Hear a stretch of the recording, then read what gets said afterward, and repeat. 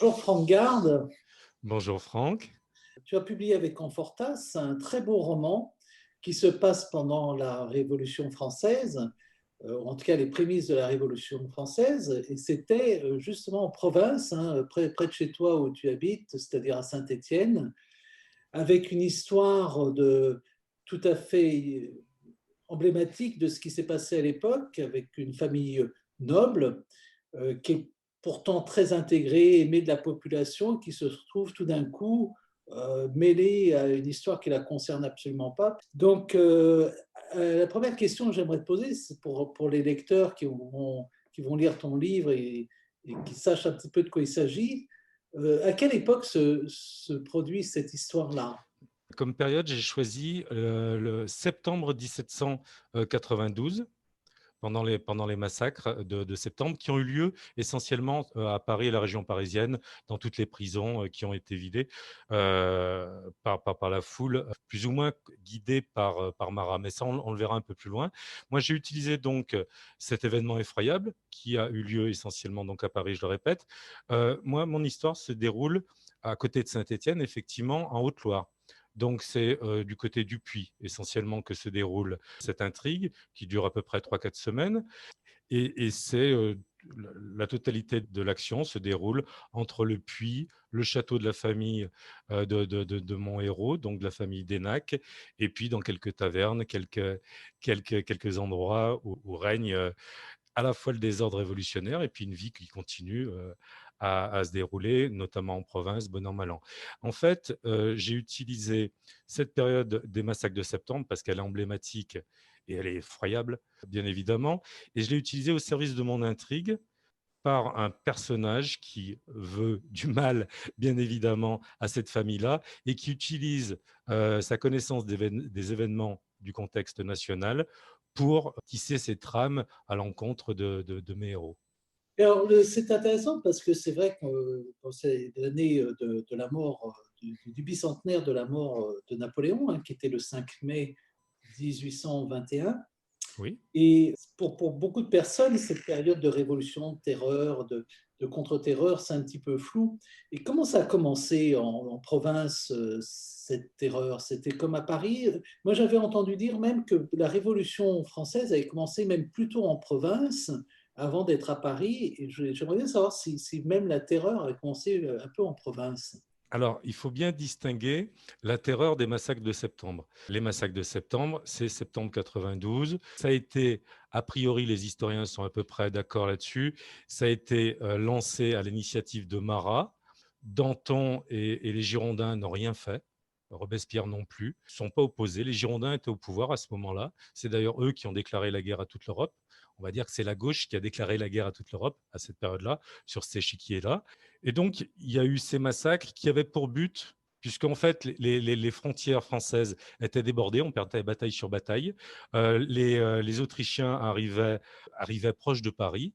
Et donc, ça a été période d'effroi. Tout le monde voulait quitter la capitale. Danton a résisté, il a décidé de rester dans la capitale. Il a levé en masse les armées, ça s'est concrétisé pour faire vite par la victoire de Valmy qui a sauvé la Révolution à ce moment-là. Ce qu'il faut bien comprendre, c'est que quand on a demandé à la population de s'armer et de rejoindre les troupes républicaines, c'est une armée de citoyens qui s'est dressée contre l'envahisseur. Mais avant d'aller aux frontières pour chasser les envahisseurs, à qui on avait déclaré la guerre tout de même, bah, le peuple voulait chasser les ennemis de l'intérieur. À juste titre, pas. Il y a eu beaucoup de propagande. Le journalisme est quasiment né à cette époque. Il y avait donc énormément de revues de presse, des revues de presse de journaux, pardon. L'une des plus célèbres étant celle du Père Duchesne par Hébert, qui était quand même un dur, on va dire. Et, euh, et donc, en septembre, pendant 3 4 jours, le tocsin a sonné et les foules ont visité toutes les prisons de Paris pour liquider tous les conspirateurs qui étaient pourtant en prison, donc ils ne devaient pas pouvoir conspirer énormément, et tous les gens qui étaient retenus. Alors les aristocrates, les moines qui refusaient, enfin les curés et le clergé qui refusaient de jurer à la Constitution, étaient donc en prison. Il y a eu 1500 morts par massacre. Là, il faut voir les détails un petit peu des scènes. Donc, la foule s'emparait des prisons, regardait les registres, parcourait tout de même. Ils n'ont pas tué aveuglément, hein. Ils ont regardé les listes et d'une manière quand même du coup assez lapidaire, avec une certaine pointe d'humour. Ceux qui étaient condamnés, ils disaient à la force. À la force, ça voulait dire à la prison de la force. Donc, ils les expédiaient par telle porte. Et donc, le captif pensait qu'il allait être transféré en prison. Et derrière cette porte, l'attendait une foule déchaînée qui le dévorait, tout simplement. Alors là, ils le prenaient. C'était de manière assez effroyable. Ils étaient massacrés à coups d'épée, de hachettes, transpercés de piques. Ils prenaient les individus, les captifs, comme des béliers à 3-4 et il les explosait, la tête en tout cas, les massacrait contre des parois.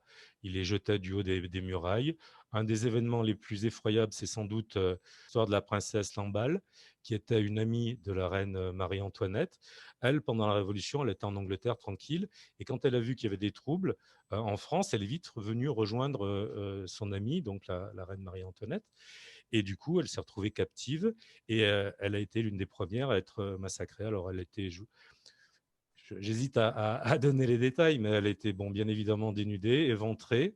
Ils lui ont arraché le cœur, ils l'ont décapité et ils ont agité un petit peu la tête de la princesse Lamballe devant la fenêtre de la reine Marie-Antoinette.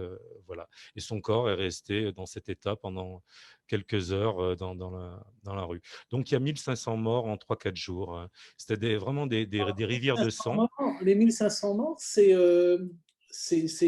dans toute la France ou c'est Non, non, essentiellement à Paris. En Paris? France, c'est très à la marge. En Haute-Loire, je crois que, et c'est en dehors de cette période, il y a un vieux militaire à la retraite de 80 ans qui a été lapidé en Haute-Loire, mais là aussi, c'est une réplique, c'est une conséquence des massacres de septembre, mais c'est pas lié directement. La province a été largement préservée de cette démarche qui était essentiellement parisienne, puisqu'elle était organisée par des Parisiens, par Marat notamment, hein.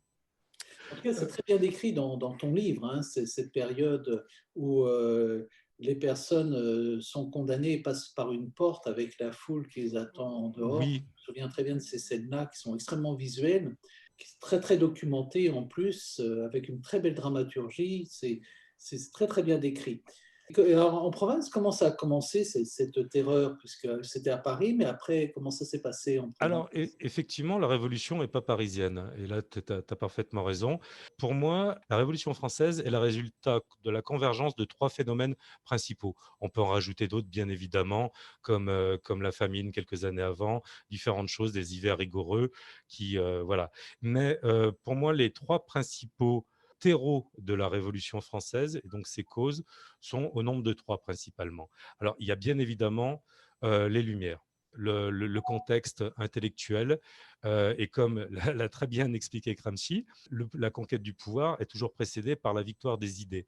Et là, ça a été le travail effectivement de Voltaire, de Diderot, de Montesquieu et d'autres en Europe d'ailleurs, hein, qui ont notamment désacralisé la religion, qui était tout de même l'un des piliers de la monarchie qui était de droit divin. Donc dès l'instant qu'on désigne, si on me permet l'expression, le sacré, la personne sacrée du roi qui est le lieutenant de Dieu, eh ben, effectivement, son fauteuil devient branlant. La deuxième raison, selon moi, et surtout selon différents historiens, c'est les juges. C'est-à-dire que Louis XVI s'est mis entre les mains des juges via les parlements, tout simplement parce que la guerre des Amériques a coûté très cher au Trésor, et du coup, il a fallu essayer d'équilibrer les comptes. Et pour cela, il a réuni les parlements de juges, et donc il s'est mis dans leurs mains. Et c'est assez dommageable pour lui. En tout cas, on peut en retirer que les déficits ne riment pas avec la souveraineté, puisque là, du coup, ben, il a renoncé à une partie de sa souveraineté pour donner un pouvoir sur la monarchie par le Parlement. D'ailleurs, aujourd'hui, on voit que les juges, si tu me permets ce parallèle, là aussi, les juges des conseils constitutionnels, Conseil d'État, Cour européenne, soumettent clairement l'État français et les autres États européens à leurs décisions. On se retrouve un peu dans la même ambiance, me semble-t-il. Et n'oublions pas, il faut quand même bien distinguer l'état de droit qui règne en maître aujourd'hui avec la démocratie qui était l'idéal de la Révolution. et qu'on peut toujours considérer comme notre idéal aujourd'hui. Voilà, les juges ne sont pas élus par le peuple et ils ont mis en revanche la monarchie à bas à ce niveau-là. C'est donc les États généraux, hein, les fameux États généraux qui ont permis la consultation du peuple et qui ont fait naître donc ces germes révolutionnaires, hein. Et puis le troisième point fondamental, je crois, alors il y a un chercheur, j'arrive plus à savoir si c'est un Allemand ou un Scandinave, qui a établi que dans une population, quand il y avait des générations où la jeunesse dépassait, je crois, il a été très précis, 20% de la population, ça crée toujours des velléités par leur énergie, par leur soif d'absolu, par leur sentiment d'invulnérabilité qui est assez répandu et qui fait partie de la jeunesse. Dès l'instant que dans un pays, quel qu'il soit, il y a une jeunesse, on va dire, hypertrophiée, ça aboutit toujours à ou des guerres qui vident, puisque la jeunesse est en première ligne, ça vide du coup la population de son élément le plus turbulent, le plus généreux de son sang, la jeunesse, ou des révolutions, tout simplement, hein. Il faut comprendre qu'à l'époque, la France, c'était la Chine de l'Europe, hein. Nous avions 20 millions d'habitants. L'Angleterre était à 8. Vous voyez à peu près le pourcentage. Donc, effectivement, un seul pays comme la France, avec cette population, a pu conquérir l'Europe. Mais c'est cette jeunesse-là, qui est par nature turbulente, qui a déclenché également, qui a été la matière première ou la main ouvrière de cette révolution. Et d'ailleurs, si on veut continuer à s'amuser à faire un parallèle, ce que j'aime bien faire dans mon roman, entre cette époque-là, qui peut servir de miroir pour regarder, ou de rétroviseur pour regarder notre époque, on s'aperçoit que cette fameuse génération des baby-boomers, qui est née dans les années 50, qui a été la génération la plus massive de l'histoire de France, elle a abouti à mai 68 et ensuite à prendre le pouvoir dans les années 80 et à révolutionner. Alors eux, ils n'ont pas révolutionné au sens révolutionnaire, mais ils ont déconstruit toute cette France qui ne supportait plus. Et on peut apparenter ça à une révolution, à une déconstruction. Oui, c'est un parallèle très intéressant, effectivement, sur le plan sociétal. Là, les trois éléments que je viens de citer, donc le combat d'idées qui était gagné par la gauche il y a bien longtemps, les juges qui supplantent l'exécutif de chaque pays et cette jeunesse hypertrophiée, on les retrouve effectivement aujourd'hui. Après, on en tire les conclusions qu'on veut, mais voilà. Et donc, Franck, alors, comment cette terreur est-elle survenue suite à la Révolution? Une révolution, c'était déjà pas mal. Et pourquoi faire une surrévolution qu'on a appelée la terreur? Alors, les historiens sont à peu près d'accord, je crois. La Terreur est une période très précise de la Révolution qui débute avec la mise hors la loi des députés girondins en mai 1793 et s'achève par la chute de Robespierre en juillet, le 9 Thermidor, donc le Tu peux 27 nous dire juillet pourquoi ils ont été 94. mis hors la loi? Tu peux nous dire pourquoi? Alors, ils ont été mis hors la loi tout simplement parce qu'on perdait et que la France prenait défaite sur défaite. La Révolution était elle-même menacée par le rétablissement de la monarchie en cas de victoire des Prussiens, Hongrois et d'autres, hein. Il y avait les Italiens qui nous attaquaient également, enfin les Napolitains, pour être plus précis, l'Espagne également et l'Angleterre, bien sûr. Donc, on était attaqué de tous les côtés. Et effectivement, les Girondins, qui étaient les déclencheurs donc, de cette guerre portée à toute l'Europe pour porter tout simplement les idées révolutionnaires à travers l'Europe et pour répandre la révolution et donc l'idéal de la République et de la démocratie était menacé. Et on était donc à deux doigts, les troupes ennemies étaient proches de Paris. Et là, du coup, en mai 1793, les montagnards ont déclaré hors la loi les Girondins et les ont poussés, du coup, dans les bras des royalistes. Les Girondins, c'était des modérés, des fédéralistes qui étaient contre l'État centralisé si cher aux Jacobins. Et du coup, en les déclarant hors la loi et en les poursuivant, en les enjôlant, en les exécutant, tous les Girondins, donc modérés, on va dire, les républicains modérés, ont été poussés dans les bras des royalistes qui n'en demandaient pas tant. Et d'ailleurs, c'est comme ça que Toulon a été offert aux Anglais par des modérés, des républicains modérés, et surtout par la manip de Toulon, ont manipulé les Girondins pour, euh, pour tout simplement livrer Toulon aux Anglais et rétablir par là même, en faisant ça sur toutes les villes de France. Il faut voir qu'il n'y avait pas que Toulon. Précédemment, il y a eu Marseille qui avait été mise à l'amende et bien massacrée par Carteau. Il y avait également Lyon qui était en insurrection et toute la Vendée. Donc, effectivement, on était attaqué de l'intérieur et de l'extérieur à ce moment-là. Et c'est ce qui a précipité la chute des Girondins. Et donc, Pourquoi la mis au terreur? pouvoir les Pourquoi montagnards. la terreur à partir de ce moment-là? Parce que dans l'esprit des montagnards, qui étaient quand même pas les plus timorés et les plus modérés, c'était le seul moyen de sauver la révolution.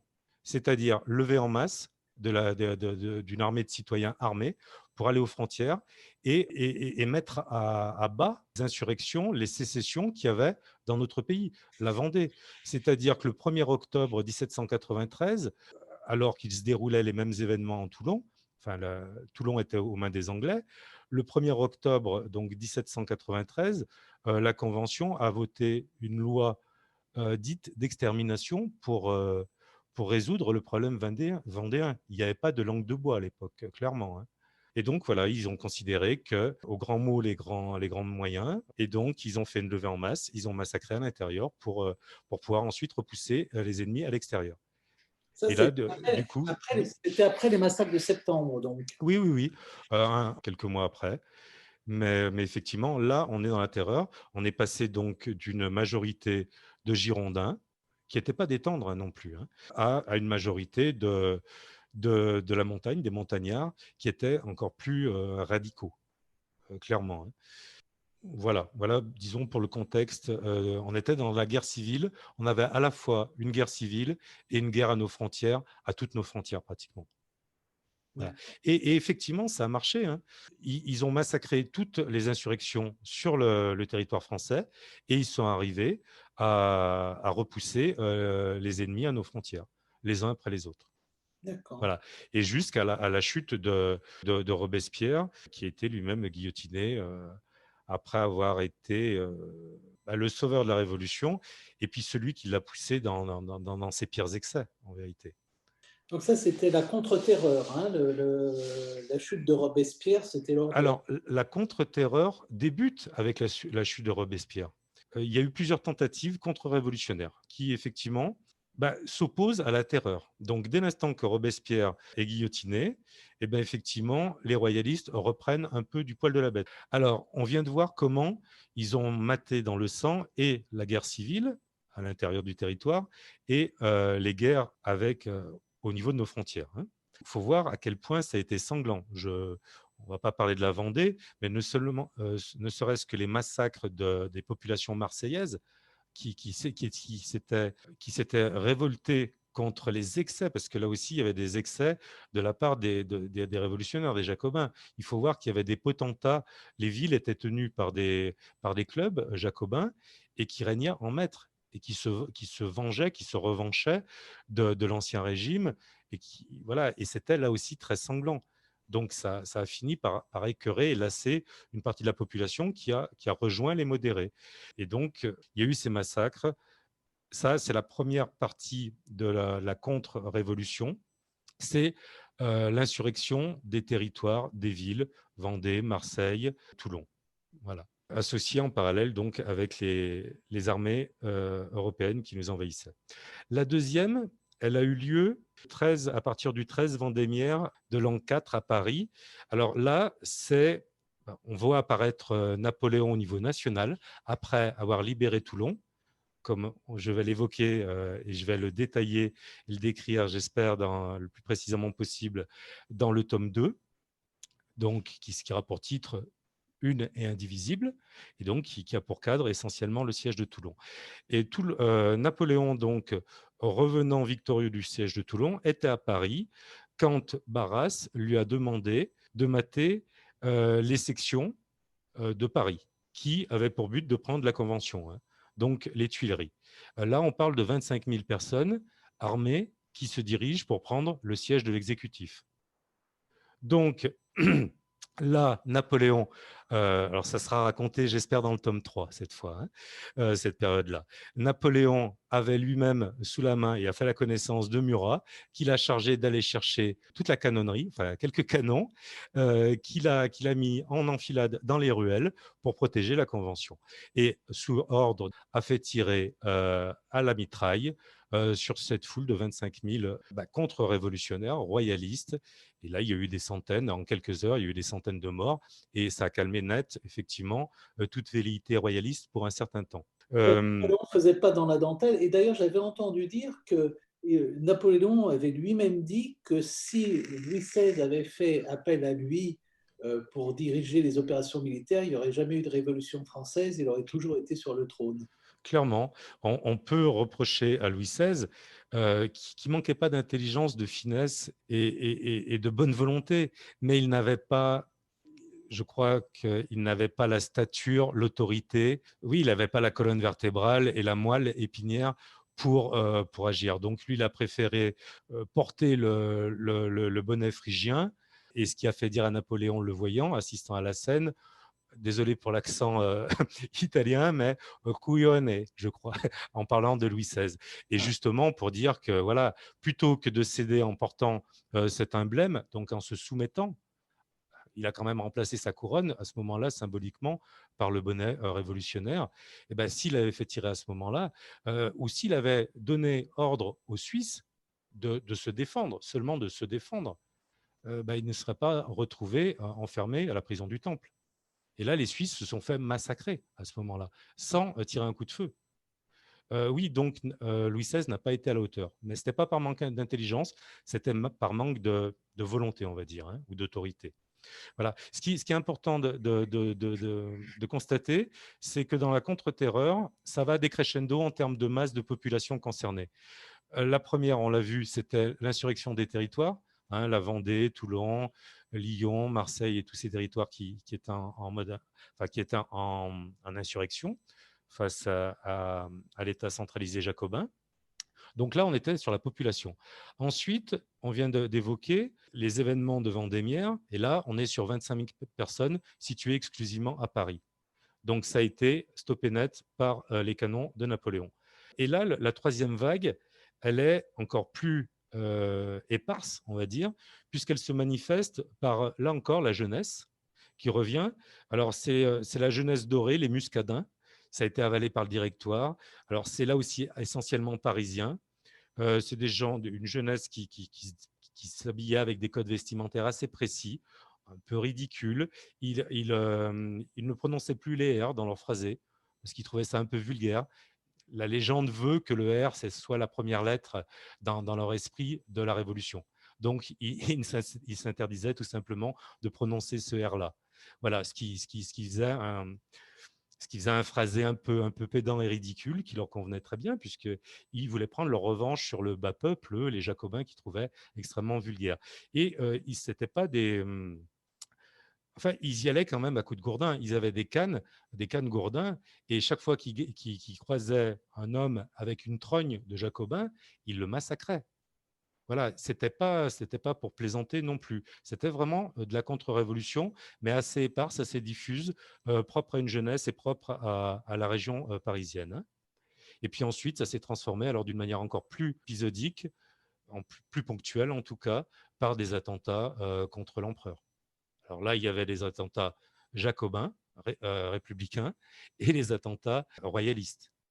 Et d'ailleurs, au bout de quelques dizaines, Napoléon a mis fin d'une manière alors indiscutable, mais très discutée par l'exécution du duc d'Enghien. Là, ça a calmé toute velléité d'attentat du côté des royalistes, hein. Voilà. Après, on peut évoquer également la Compagnie de Jéhu, pardon, ou la Compagnie du Soleil. Mais là, c'est plus ponctuel, mais c'est proche. Enfin, c'est sur le territoire français. C'est en province, là, pour le coup. Pour le tome 4, alors, celui-là. Oui. Alors, donc, Franck, est-ce qu'il y aurait quelques anecdotes historiques pour les lecteurs et les auditeurs de Enfortas? Alors, après les trois étapes, les trois vagues décroissante, on va dire, de la contre-terreur, hein, des tentatives contre-révolutionnaires royalistes, effectivement, les royalistes se sont vraiment revanchés seulement à partir de 1815, après Waterloo. Là, la royauté a été restaurée et effectivement, les royalistes ben, se sont revanchés sur une armée glorieuse, de glorieux obscurs, comme j'aime à les appeler, réduite à la demi-solde et qui ont subi les pires humiliations. Ils n'avaient plus le droit d'avoir d'armes. Ils étaient donc en demi-solde. On leur interdisait toute fonction. Voilà, des gens qui avaient porté la gloire française à son zénith de l'histoire de France, pratiquement. Chacun a son avis. En tout cas, c'est le mien. Ces gens-là ont été humiliés pendant des années jusqu'à la... Voilà. Alors, ils avaient pour occupation principale, pour certains d'entre eux, alors, ou de conspirer à leur tour, mais très peu, ou ils passaient leur vie à chercher la mort en provoquant en duel toutes les personnes royalistes qui leur déplaisaient. Et là, il y a effectivement un exemple que j'aime beaucoup, que je trouve merveilleux, qui concerne Surcouf. Donc, c'est après 1815, à Saint-Malo, bien évidemment. Surcouf avait ses habitudes dans son café, où il jouait au billard, buvait le café et lisait les journaux. Et là, un jour qu'il était tranquillement installé, il voit arriver une douzaine, une quinzaine de Prussiens qui parlaient haut, qui parlaient fort, qui plastronnaient et qui avaient des propos assez désagréables envers l'empereur. Voilà, qui n'était pas là pour répondre. Du coup, Surcouf s'est levé. Il a dit, messieurs, je ne peux tolérer les paroles que j'entends, donc je vous défie tous en duel, successivement, les uns après les autres. Donc ils sont sortis et il les a tous affrontés en duel, les uns après les autres. Il les a évidemment surclassés les uns après les autres. Il les a enchaînés. Il les a tous ou blessés sérieusement ou tués. Il s'est arrêté au dernier en lui disant, vous, monsieur, je vous laisse la vie sauve pour que vous alliez rapporter comment se bat un homme de l'empereur. Voilà, je trouve ça Surtout, merveilleux. c'est un corsaire, hein, je le Un précise. corsaire, à ne pas confondre avec les pirates, puisque lui, il avait une lettre de marque et travaillait pour la nation française. Oui, Voilà. belle histoire. Bon, ben, Franck, vraiment, c'est une révision de l'histoire de France passionnante, tout aussi passionnant que le livre où vraiment c'est la dramaturgie du premier tome, hein, car l'honneur m'oblige, est vraiment très aboutie, avec des rebondissements, des personnages qui ont vraiment une personnalité propre, avec des ennemis, des amis. Moi, j'adore ce genre de livre comme ça, où les personnalités sont à la fois très abouties, tranchées, puis en même temps trouvent leur contrepoint dans d'autres personnages sans tout dévoiler. Le héros de l'histoire a justement un contrepoint qui est très abouti aussi, qui donne beaucoup de relief à ce livre. Bravo encore, et je précise que le livre a été quand même finaliste du prix Napoléon Ier, hein, qui est patronné par Stéphane Bern. Donc, il est arrivé il était coiffé au poteau par un autre livre, Oui, tout à fait. un grand éditeur, mais Oui, ça peut jouer. il a quand même eu son heure de gloire. Et pour Enfortas, c'est le tien qui a eu le prix. Ben, merci Franck, et j'accepte ces compliments qui viennent d'un auteur, donc ça leur donne tout leur poids et toute leur saveur. Merci à toi en tout cas.